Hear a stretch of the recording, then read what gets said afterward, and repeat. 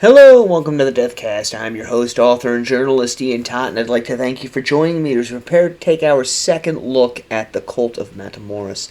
Before we get going, as always, I have the normal show notes. If you'd like to follow me on social media, just search for the Deathcast. If you'd like to help support the show, there's a couple of ways you can do that. First, you can go to your favorite podcast app, subscribe to the show, leave a 5-star review.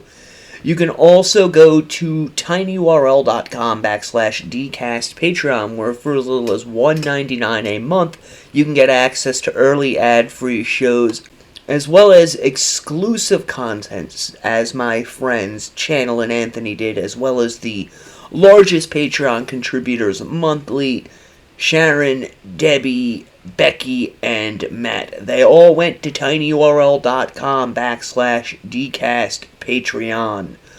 Alright, now that all that's out of the way, find yourself a nice comfy chair, kick back and relax, and grab yourself a drink. I've got my coffee, I've got my cigarettes. Let's go into the crypt! When we left off last episode, we had been discussing Adolfo Constanzo and his growing cult in Mexico City, which began around 1983-1984. We know that the very first official member of Adolfo's cult was Omar Ochoa, who was cut into the cult on October 12th, 1983.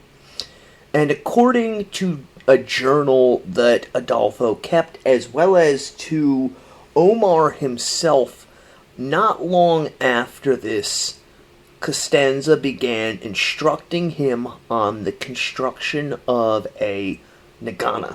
You'll recall nagana is the magical cauldron that practitioners of Nyambe use when they are doing their various spells. It contains sticks, various organs from animals, and in some cases, such as the cult of Adolfo Constanzo, human beings, including their brains. Now, according to this journal that Constanzo kept, there were other initiates into Nyambe who simply disappeared.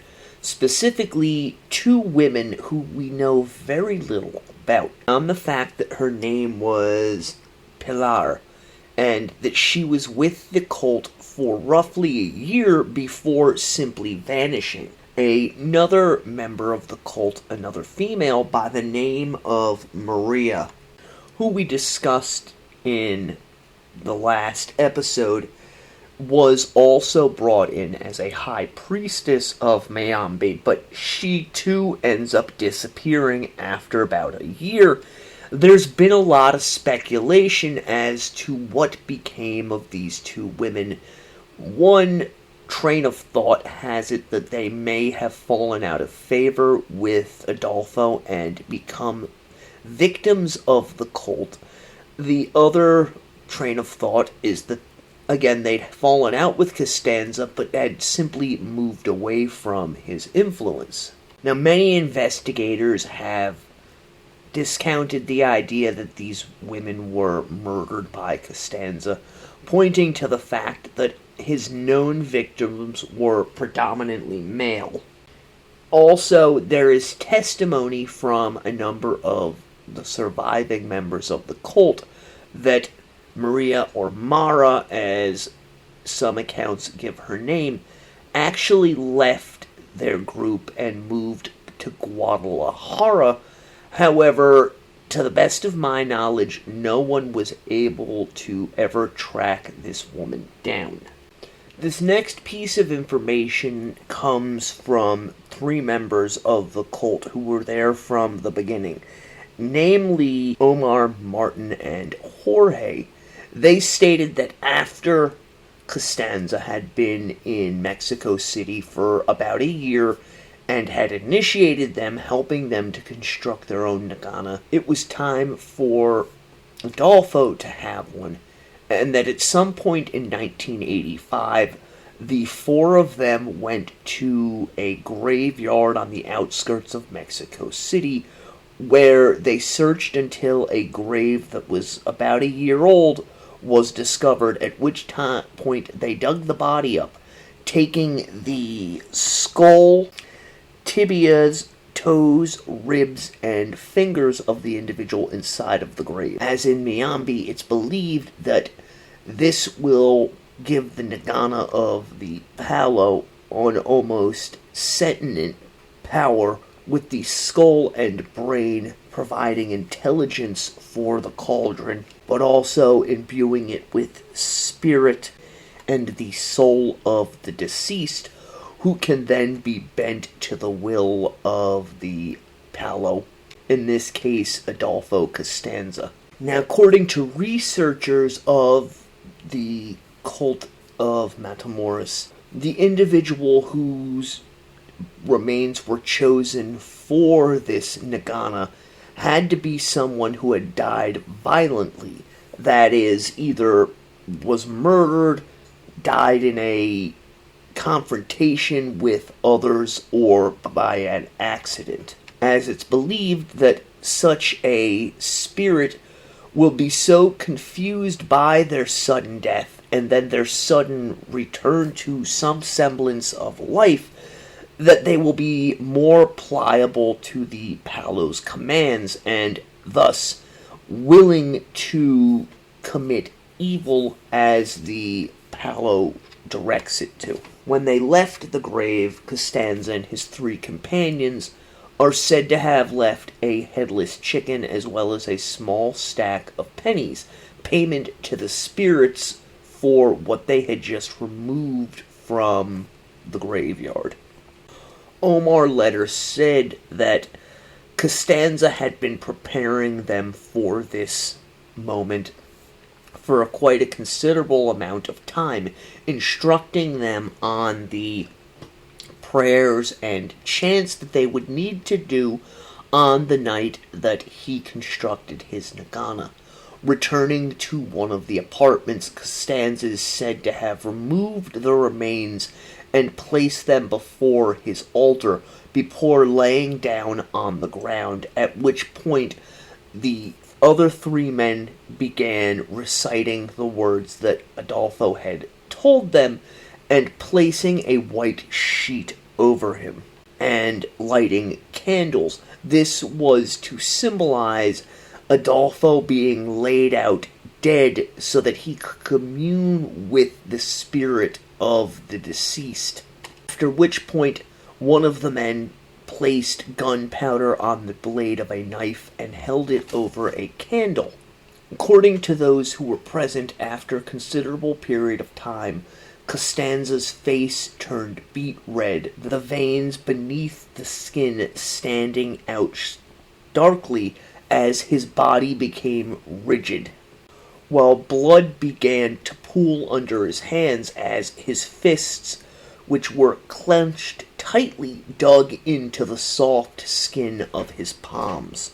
Omar later said that while the men were somewhat frightened by this, they did not fully fear it, as Adolfo had told them that the spirit of the dead man whose remains they had stolen was going to transfer from the remains and into Constanzo himself. According to Omar, he had been prepared for this by Constanzo, and that when the possession began to occur, he spoke to the spirit, demanding to know whether or not it was willing to serve El Padrino.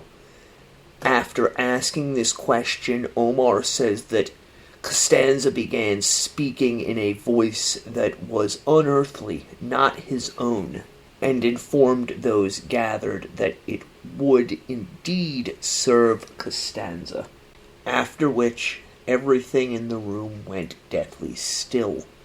A few moments after this, the gunpowder which had been placed on the blade of the knife ignited, and this seemed to bring Adolfo back to his senses. The 3 men who were present later told authorities that they found the entire experience unnerving, as Adolfo stood commanding them to bring forth the cauldron that was to be used as his nagana, and it appeared to them that he was completely unaffected by what had just transpired. They took this as a sign of El Padrino's power. Now, the bones of the individual whose grave they had robbed were placed inside of the cauldron, along with a slew of different items, including a roasted turtle, a boiled cat, a goat's head, deer antlers, insects, coins, a piece of paper with the man's name on it, dirt from his grave, and chicken blood, and numerous other things, including 28 tree branches from carefully chosen trees, were placed inside of the nagana, which now, according to the traditions of Miyambi, had a sentient life force of its own, which would have to be bargained with, placated, tricked, and bribed in order to do the bidding of the Palo Costanza, or as he was called during ceremonies during which the nagana was used, Tata Nikisi, which translates to Father of the Spirit. Now, the day after this nagana is constructed, Costanza, with his Redeos, or initiates present, sprayed the nagana with rum and cigar smoke before offering it the blood from a rooster and a hen. Later, as things within the cult become darker, he is going to supplant the blood of these animals with that of his Redeos, taking a small quantity from each of them and offering it to the spirit that dwells inside of the cauldron. Omar later said that after this particular offering of blood, the first time that the nagana had been given such treatment, Adolfo then asked the spirit within the cauldron to protect him and those he deemed as his family, to make them rich and powerful, but also to bring them new believers.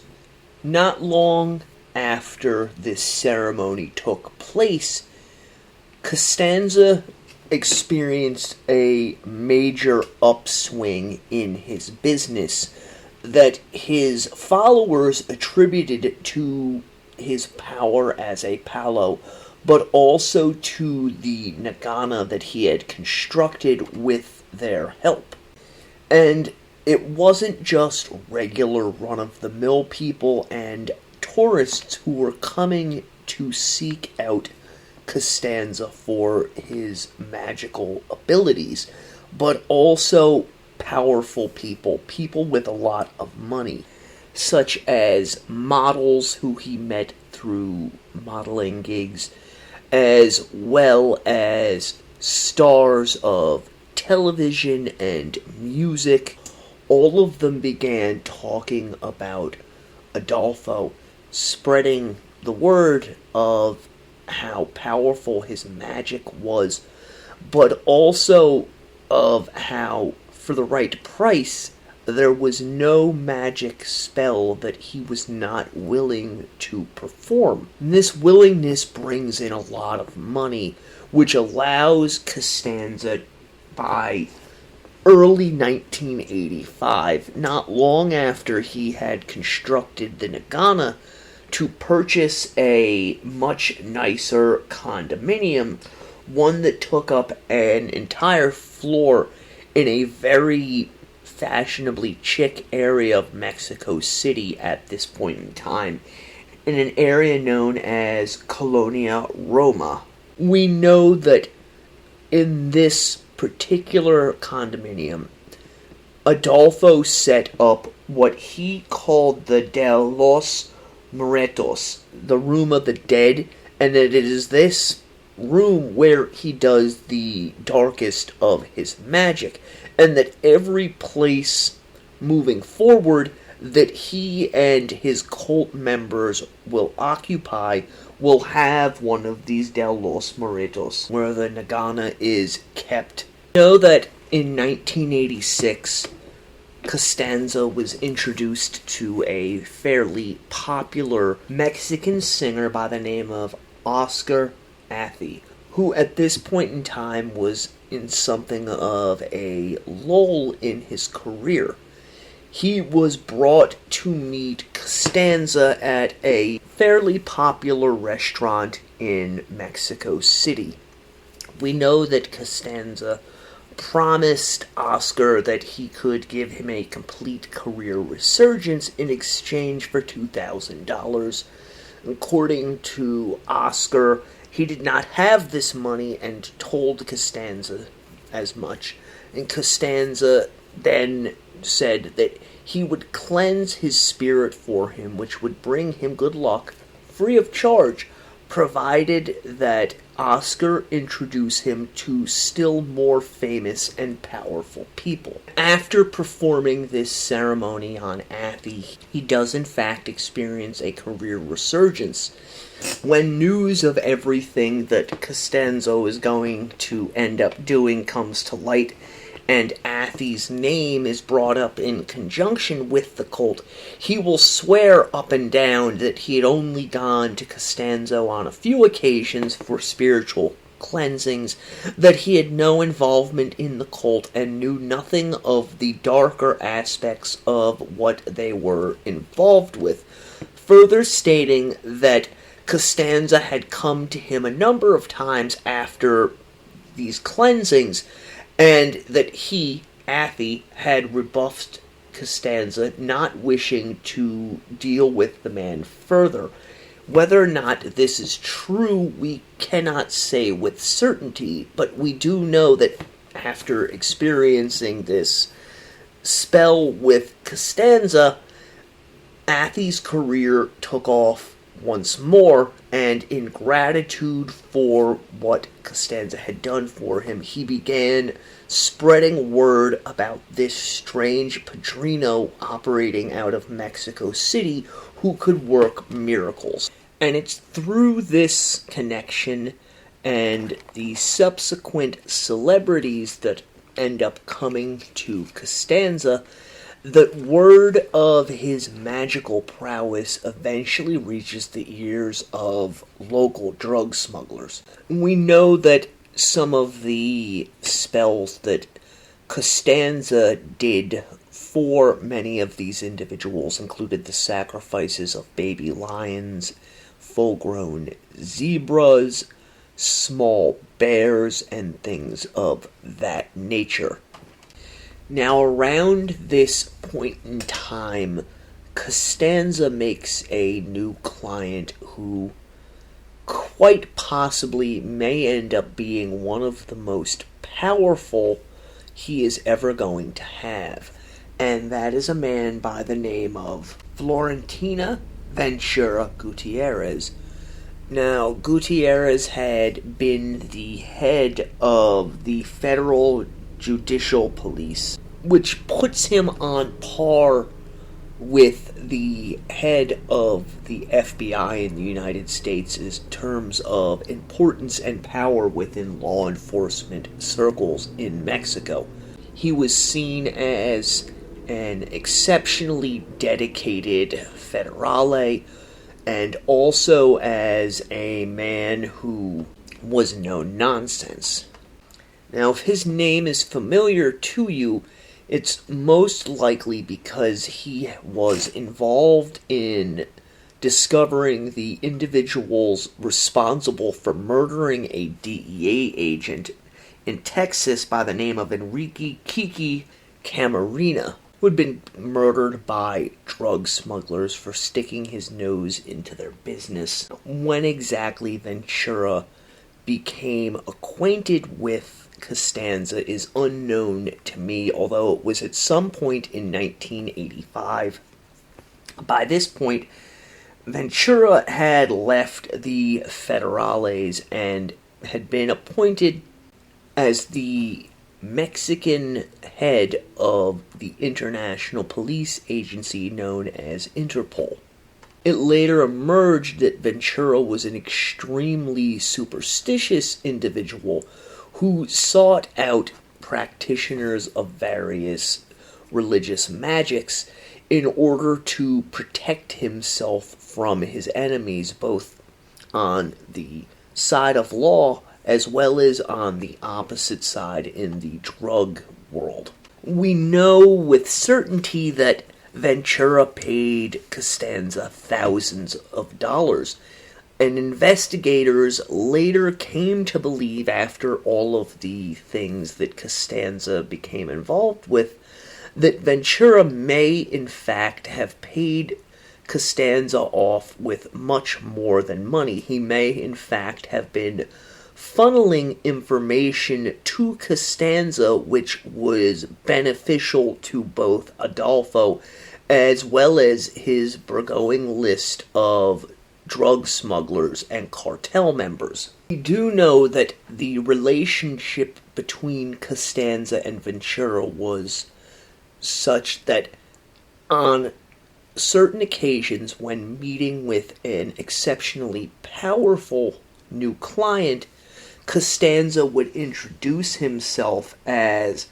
Alejandro de Jesus Ventura, representing himself not only as a palo, but also as Ventura's nephew. While we will likely never know with certainty whether or not Ventura was giving Constanzo inside information, we do know with absolute certainty that as early as summer of 1985, one of Ventura's staunchest allies, by the name of Salvador Vidal Garcia Alarcon.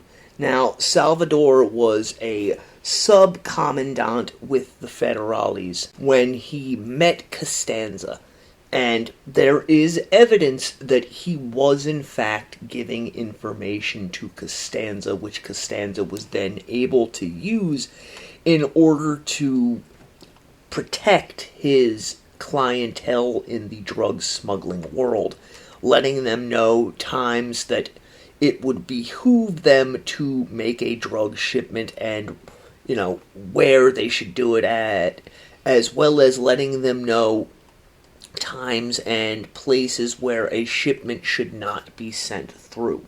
Vidal is going to become an ardent follower of Constanzo, and is eventually going to be reassigned to the small city of Matamoros, which is across the Rio Grande River from Brownsville, Texas, where the most notorious of Constanzo's crimes is going to take place. We know that when they met, Salvador was at a crossroads in his life.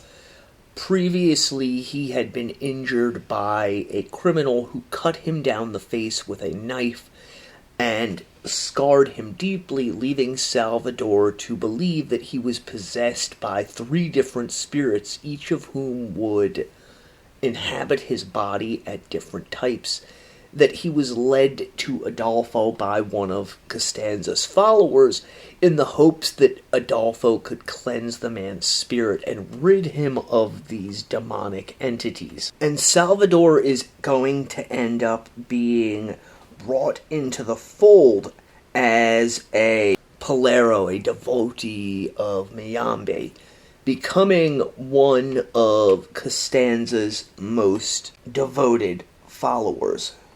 According to members of the cult, Salvador quickly found that these spirits which had been possessing him were no longer there, that he was in control of his own mind, will, and actions once again.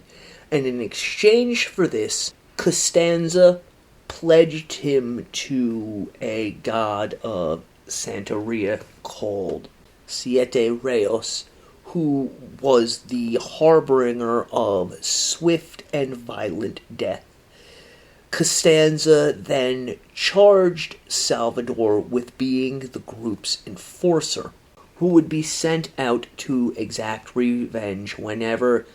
There's the part of me that everyone sees. I'm Howie Mandel, the comedian. Apparently, I know what funny is. Funny bought me a house, but I also know what isn't funny. OCD. I've lived with OCD my entire life, and people throw the term around like it's no big deal. But OCD is severe, often debilitating. It's a mental health condition that involves unrelented, unwanted thoughts that can make you question your character, your beliefs, even your safety. General therapy can help with some things, but for OCD, it can actually make things worse. That's why I want to tell you about NoCD. NoCD is the world's largest treatment provider for OCD and is covered by insurance for over 155 million Americans. Their licensed therapists specialize in ERP, the most effective treatment for OCD. If you think you might be struggling with OCD, go to nocd.com to book a free 15-minute call. They are here to help. Confronting high credit card debt can feel scary, but the good news is if you owe $10,000 or more in credit card debt, financial relief options are now available. National Debt Relief is currently offering debt relief designed to reduce what you owe, fast-tracking your way to being debt-free. If you qualify for debt relief, you may be able to pay back significantly less than what you owe and save thousands of dollars. Imagine only paying one low monthly program payment you can afford and saving money as you become debt-free. National Debt Relief has already helped bring debt relief to over 550,000 U.S. consumers, earning thousands of 5-star reviews and an A+ rating with the Better Business Bureau. You're stronger than your credit card debt. Take the first step and visit nationaldebtrelief.com to see what debt relief you may qualify for. That's nationaldebtrelief.com. Siete Reyes was offended, and it's through Salvador that Constanzo, already with a quite impressive list of clientele, which included drug smugglers, moves into the higher echelon of drug trafficking, many of whom came from backwater towns and villages spread throughout Mexico that had very great superstitious beliefs, which, once introduced to Constanzo, Adolfo was able to play off on to gain their trust as well as their money.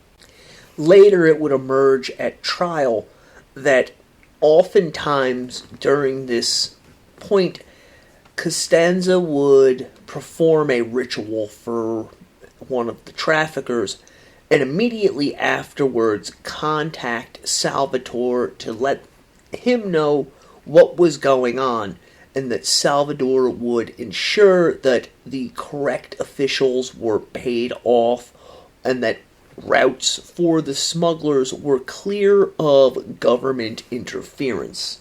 Now, through all of these machinations, Constanzo is going to become fairly well off, earning anywhere from $10,000 to $40,000 a spell from the drug traffickers. However, as he sees these traffickers reaping in massive amounts of money, Constanzo's greed begins to get the better of him, and he decides that he no longer wants to just be a practitioner of Mayambi. He, in fact, wants to partner up with one of these criminal organizations so that he, too, can earn the type of money that they are. And it's actually this that is going to lead to Constanzo and his followers becoming the serial killers that the world would know them as when things end up falling apart.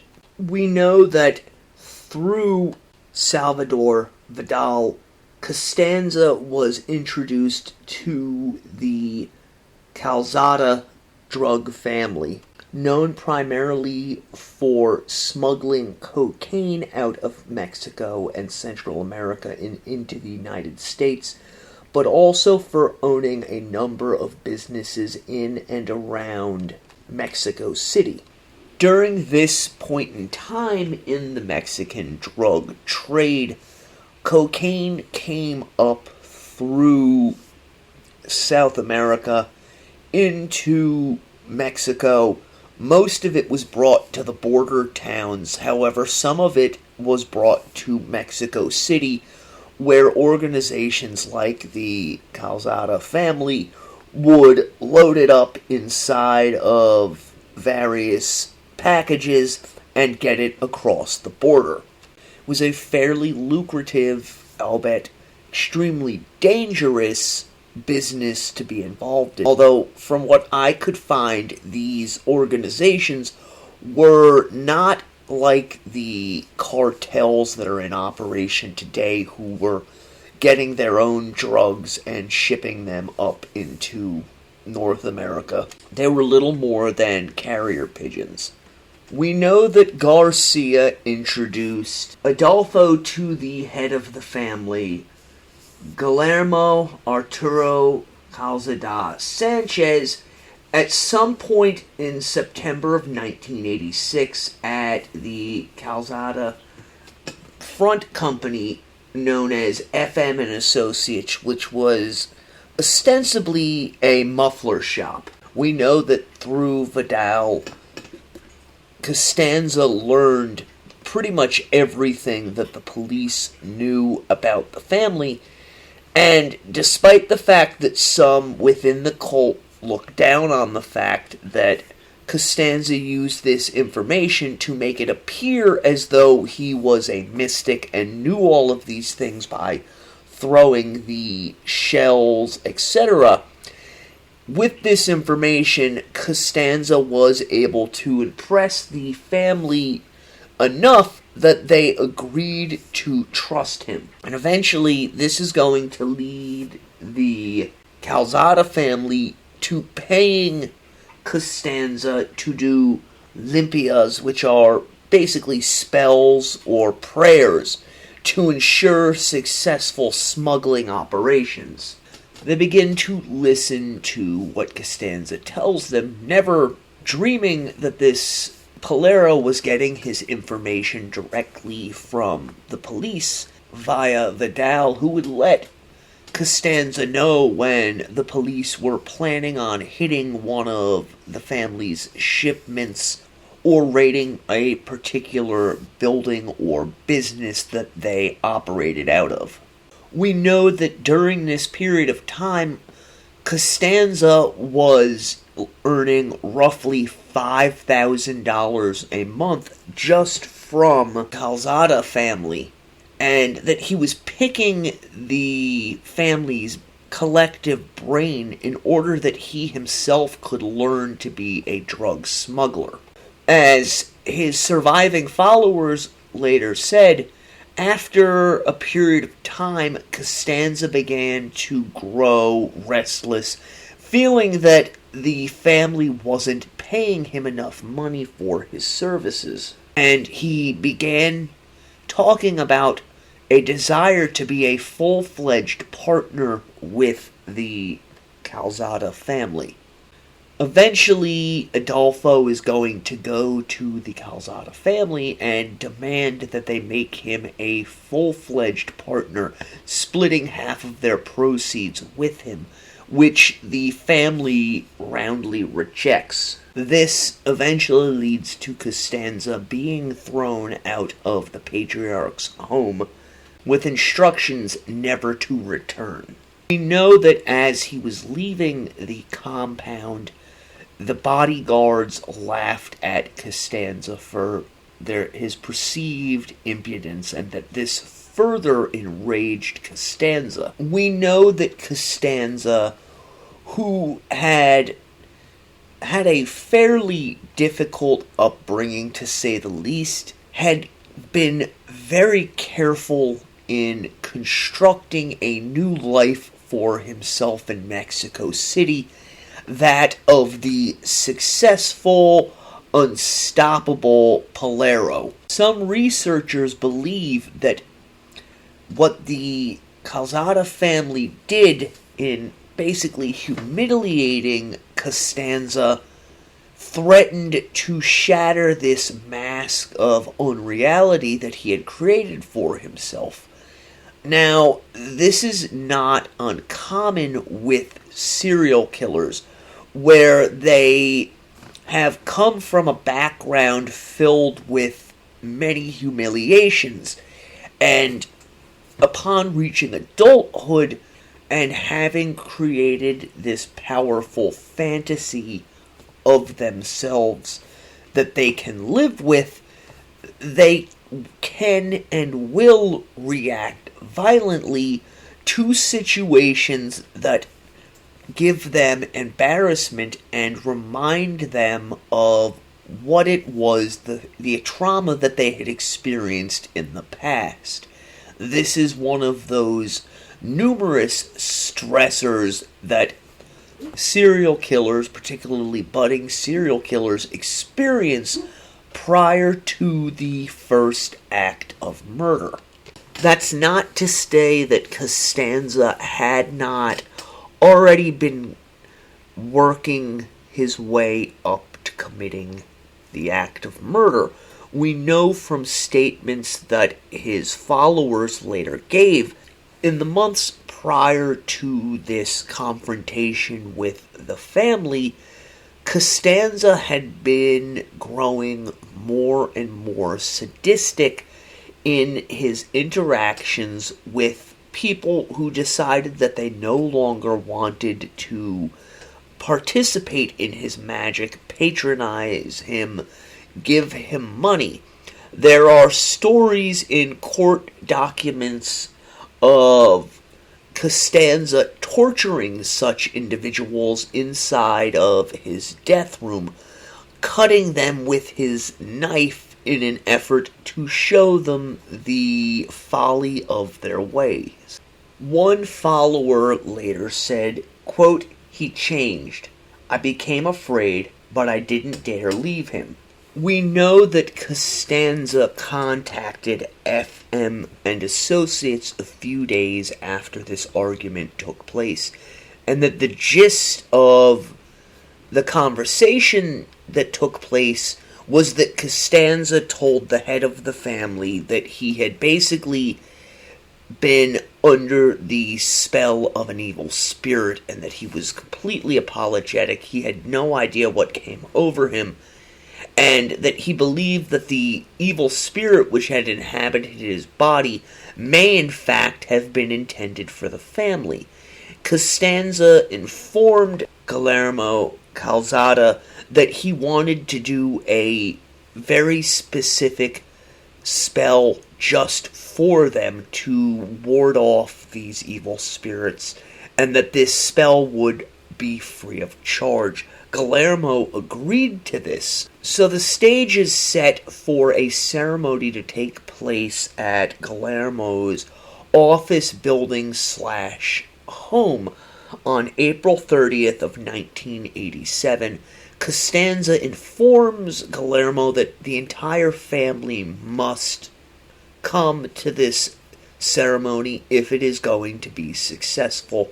Once there, he sets about preparing for this special ceremony, which everyone present believed was a cleansing ceremony.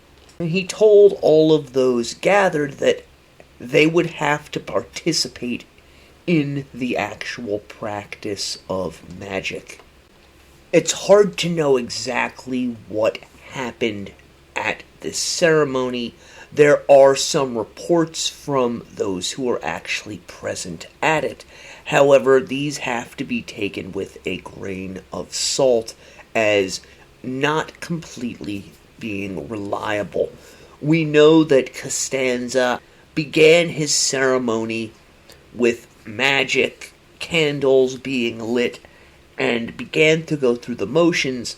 And from reports that we have, at some point his followers burst into the room with machine guns drawn, as Constanzo pointed at each of those individuals who was gathered at the ceremony, calling each of them in turn an enemy. The following day, May 1st of 1987, the husband of one of those who participated in this ceremony, Celia Campos declined contacted authorities to inform them that his wife had gone to this ceremony at her employer's home/office building and had not returned.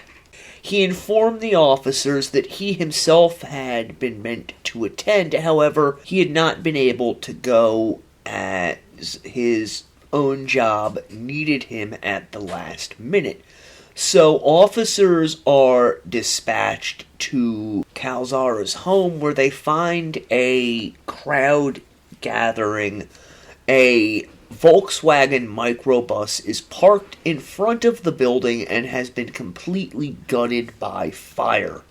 Officers enter the building and immediately sense that something is wrong. There's broken eggshells all over the place, shattered statues of Christian saints, pock marks in the walls, and as they explore further, they find a pool of drying blood at the foot of a staircase. Officers are unable to find any bodies inside of the building, nor are any of the individuals who are thought to be responsible for having committed this crime present. In fact, there's very little evidence whatsoever to point officers in the direction of what actually has taken place here beyond the wreckage inside of the living room and the pool of blood.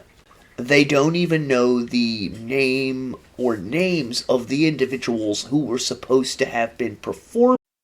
I can't tell you how often I hear, oh, I'm a little OCD. I like things neat. That's not OCD. I'm Howie Mandel, and I know this because I have OCD.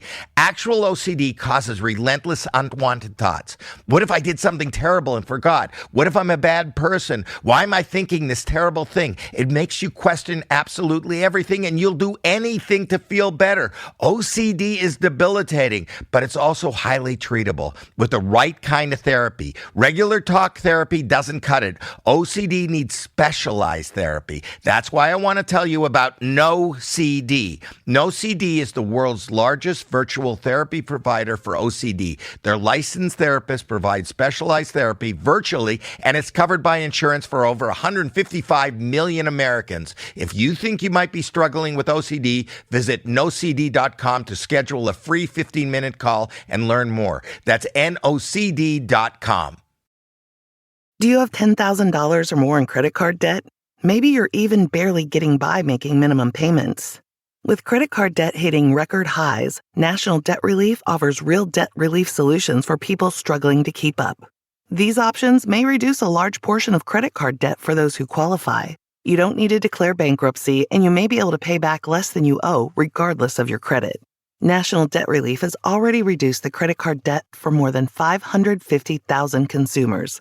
So don't wait. If you owe 10, 20, or even hundreds of thousands of dollars in credit card debt, you can now take advantage of this financial debt relief as the cost of living increases. To find out how much you could save, visit nationaldebtrelief.com. That's nationaldebtrelief.com. During this religious ceremony, their attention is diverted, however, when they discover evidence that drug smuggling had been taking place inside of the building.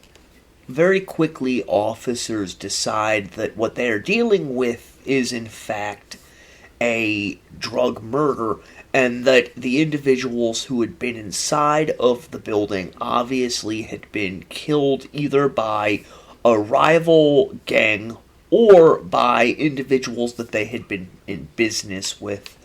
After going over further evidence in the house, it's estimated that whoever committed this crime left with somewhere between $100,000 and $200,000 USD.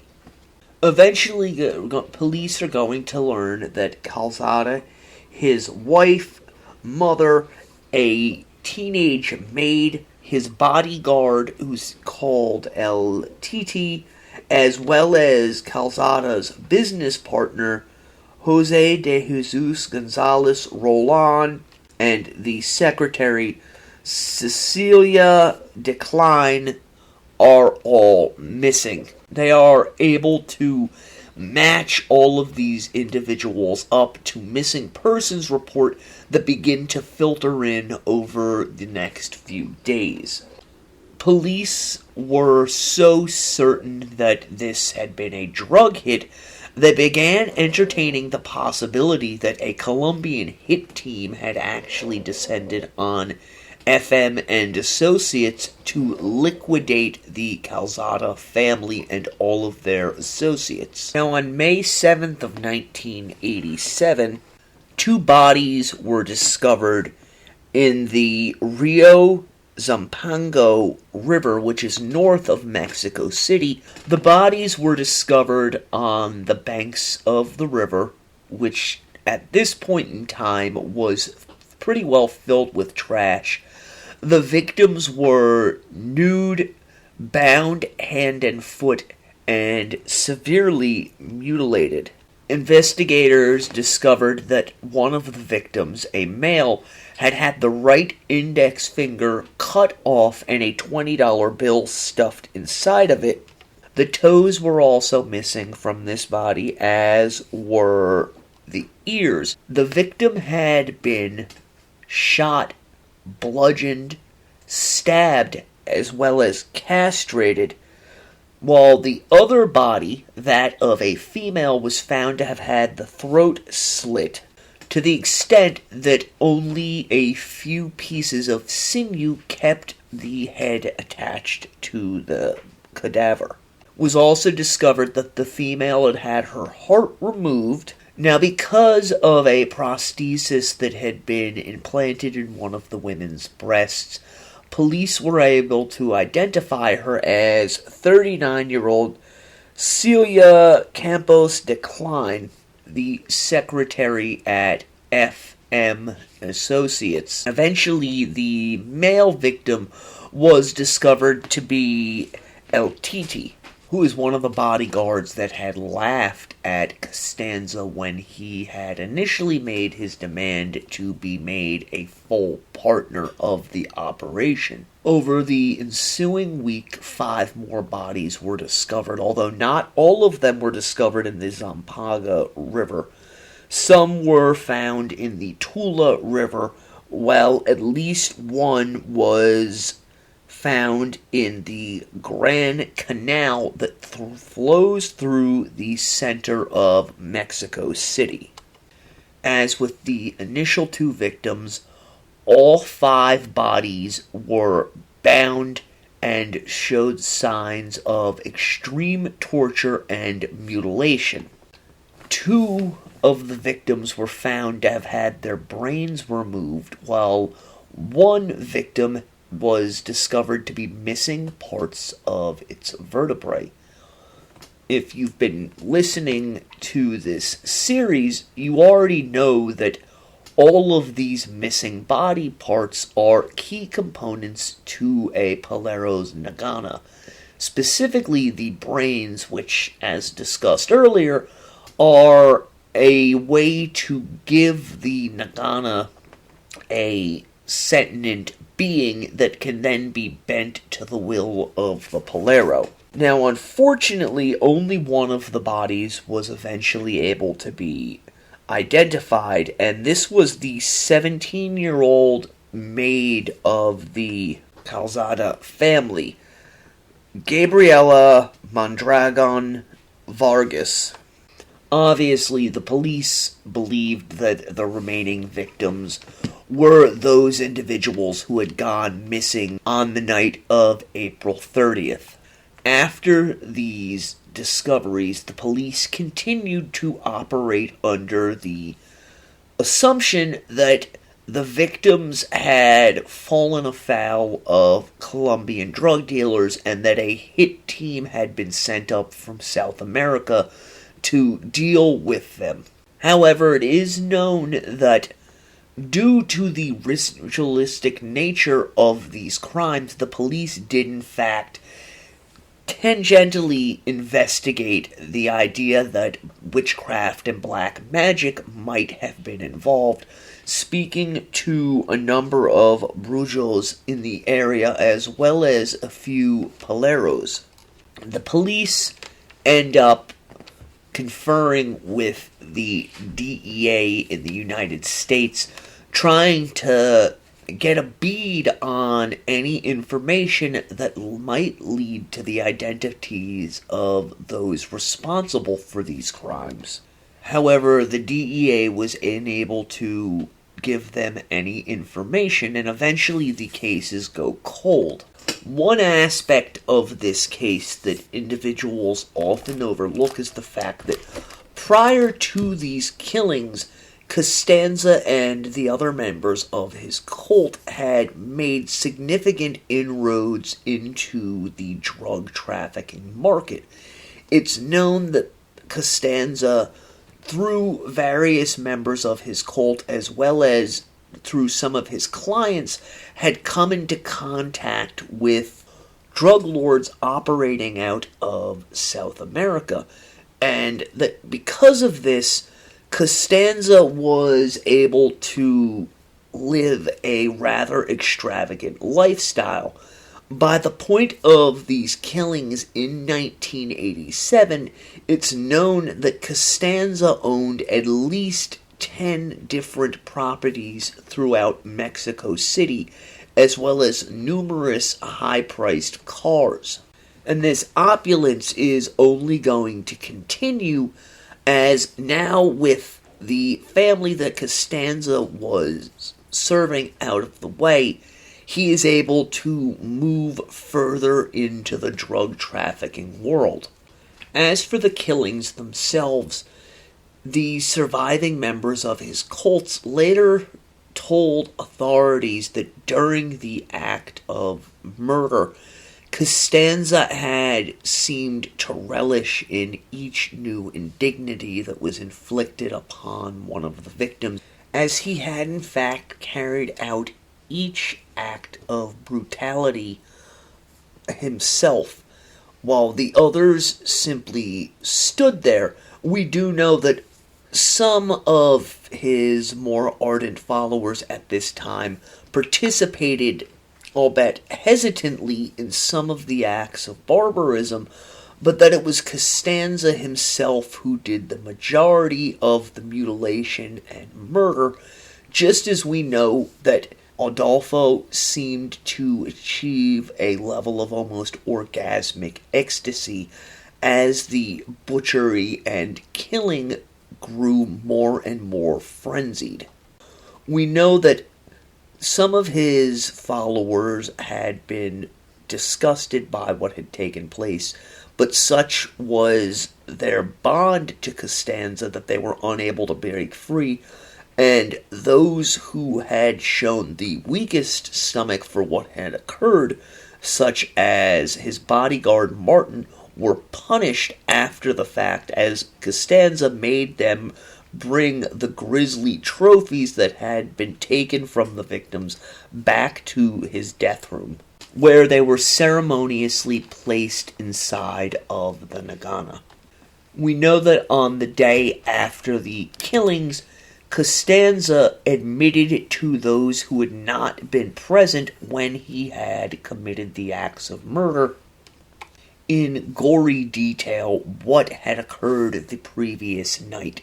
One follower, Omar, later told police that Constanzo justified his actions and their future actions by telling his followers, quote, "Think of it that way. Human sacrifice is not murder. Their spirits have not died. They exist now to serve us. Do it. Kill, and then your souls will be truly dead, like mine, and you will have no fear, no weakness left in you, just power." Now, after having committed these murders, the cult continued on with its normal activities as though nothing had happened. Constanzo still performed his various rituals for paying customers, as well as operated on the fringes of the drug smuggling world. We know that in June of 1987, a new, more lucrative avenue was opened for the cult as Salvador Vidal, the member of the Federales, was given a promotion and transferred from Mexico City to Matamoros, where Vidal would end up working directly beneath Comandante Guillermo Perez, who was known by many to be in the pockets of the various criminal organizations operating throughout Mexico. Obviously, this is going to give Constanzo and his crew an opportunity to further expand their criminal enterprises, but also to earn a lot more money, which to Constanzo equals power and is the sole basis for the crimes that he is going to commit in the future. We are going to end the episode at this point. I hope that you have enjoyed our second look at the cult of Matamoros, and we will be back next week with the third episode. Until next time, stay morbid.